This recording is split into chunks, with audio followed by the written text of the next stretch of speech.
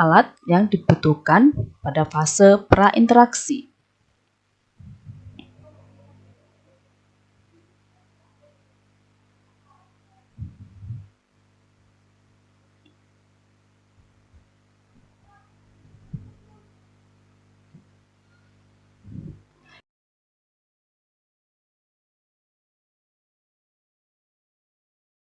Ini adalah alat-alat yang dibutuhkan untuk tindakan prosedur transfusi darah.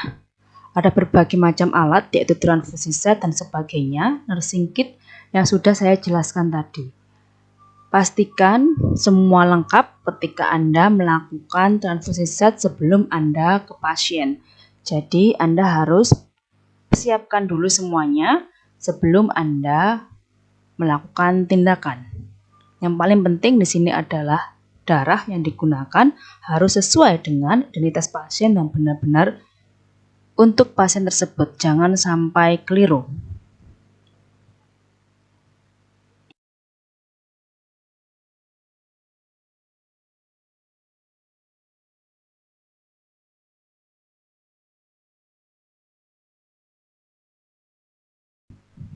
Cara membedakan antara transfusi set dan infus set. Ada berbagai macam merek yang ada di lapangan. Transfusi set biasanya tintanya berwarna merah atau dalam kemasannya itu labelnya berwarna merah. Anda cek dari kemasan bahwa ini betul transfusi set, bukan infus set. Dari kemasannya berbeda. Kemudian, kalau infus set, ada tulisannya, ini contoh infus set untuk dewasa. Yang paling membedakan atau yang paling jelas perbedaannya adalah pada chamber, pada transfusi set ada penyaringnya, seperti kasa yang lembut begitu ya di dalamnya. Ini untuk menyaring darah yang akan diberikan kepada pasien yang masuk ke dalam vena. Kemudian selangnya biasanya transfusi set warnanya agak lebih tidak bening ya, seperti infus set. Jadi ini perbedaannya. Fase interaksi. Silakan Anda mengucapkan salam terapeutik, selamat pagi Bapak Ibu, kemudian sebutkan nama Anda, kemudian jangan lupa identifikasi gelang pasien. Jika pasien sadar, maka berikan kesempatan pasien untuk menyebutkan namanya sendiri, kemudian tempat tanggal lahir, cek register, kemudian jelaskan prosedur dengan bahasa awam, tujuan transfusi dengan bahasa awam, persetujuan pasien, kontrak waktu berapa lama transfusi itu akan diberikan, dan menjaga privasi dengan menutup tirai atau yang lain. Fase kerja. Gunakan sarung tangan bersih. Kemudian yang pertama yang Anda lakukan adalah ukur TTV pasien. Apakah TTV pasien dalam keadaan normal? Karena ini wajib dilakukan untuk memantau kesiapan pasien menerima transfusi. Gunakan sarung tangan bersih, kemudian Anda mengukur bagaimana tekanan darah, nadi, suhu, RR, dan sebagainya. Kita ingat kembali bahwa transfusi memiliki kemampuan atau kemungkinan efek samping, berbagai macam efek samping. Jadi, Anda harus betul-betul teliti sebelum melakukan transfusi. Maka ukur dulu TTV pasien. Letakkan alat-alat di dekat pasien.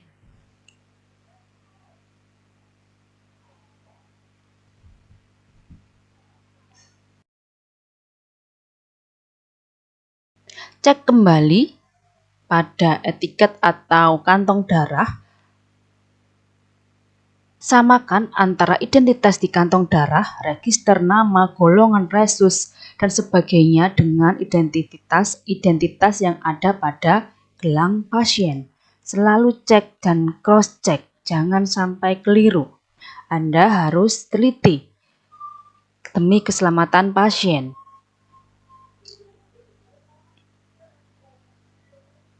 Kemudian, darah tadi Anda bungkus dengan handuk ya sesuai dengan prosedur di lapangan, kemudian bolak-balik agar tidak ada darah yang mengendap. Ingat, Anda juga harus cek expired dari kantong darah. Cek gelang pasien, selalu cross check ya, agar tidak ada kekeliruan.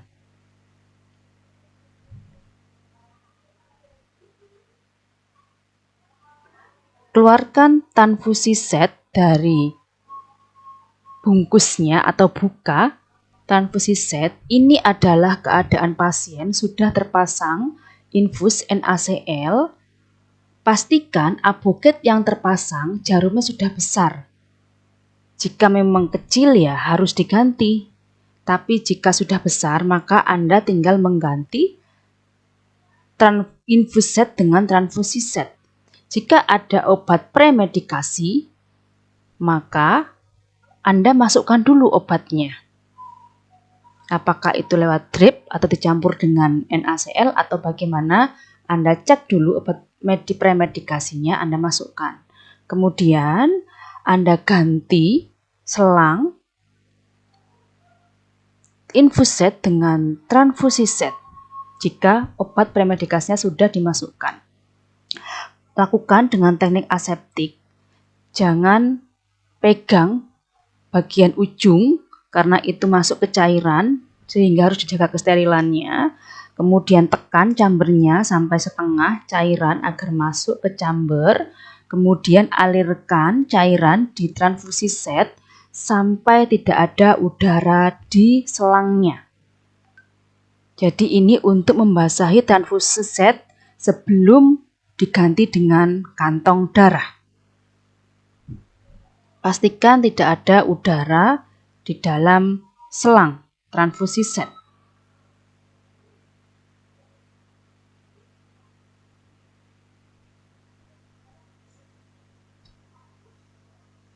Sesuaikan aliran tetesannya.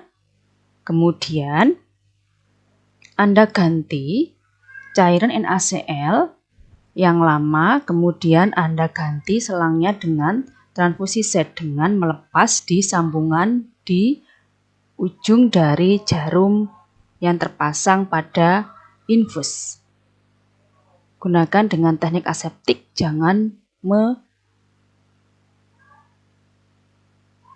menyentuh bagian yang tersambung. Jadi Anda jika perlu gunakan kapas swab. Sambungkan ke transfusi set. Jika perlu di swab ya dengan kapas alkohol.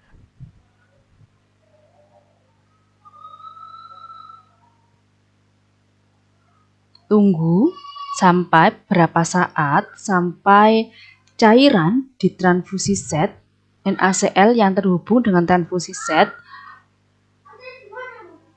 menetes dengan lancar.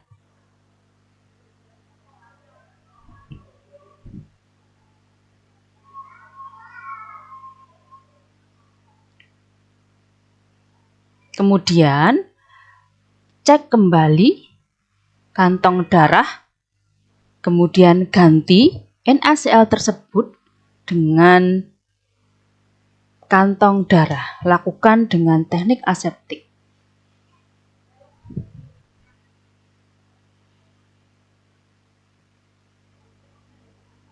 Buka penutupnya, kemudian sambungkan dengan teknik aseptik.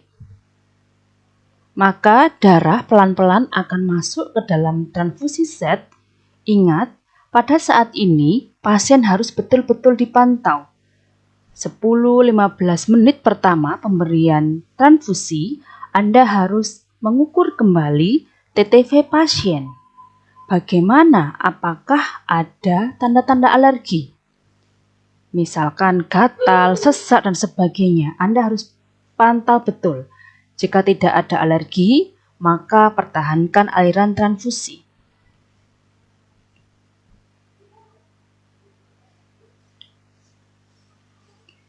Jika sudah selesai, Anda ganti kantong transfusi atau kantong darah dengan NaCl kembali. Lakukan dengan teknik aseptik. Ingat, kantong NaCl tetap berada di atas ya, agar darah yang ada di chamber tidak masuk ke kantong NaCl. Jadi posisinya di atas seperti ini. Sehingga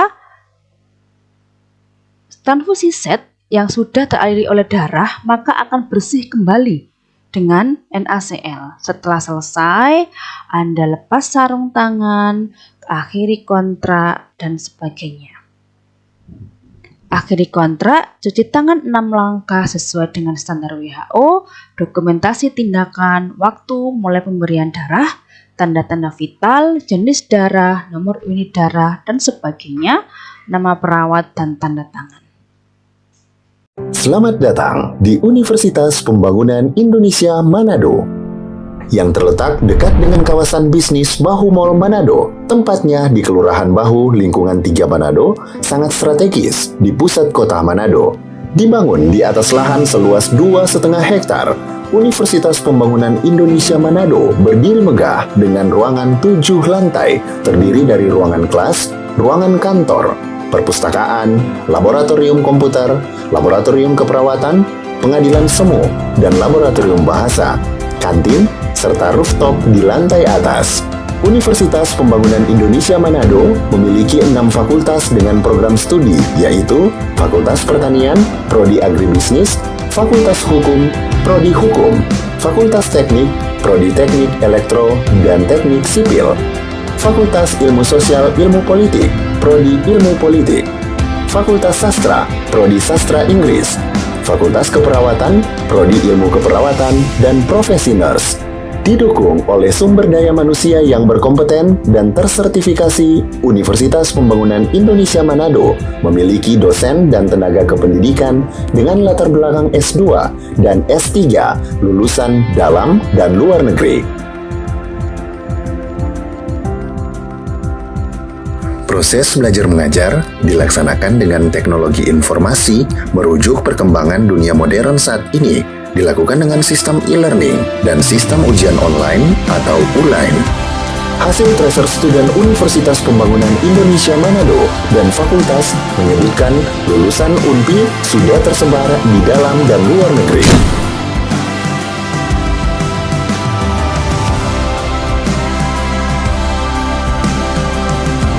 Selamat bergabung putra-putri terbaik bangsa. Kembangkan dirimu, raih cita-citamu setinggi bintang di langit. Kami siap menghasilkan generasi terbaik dan pemimpin di masa depan.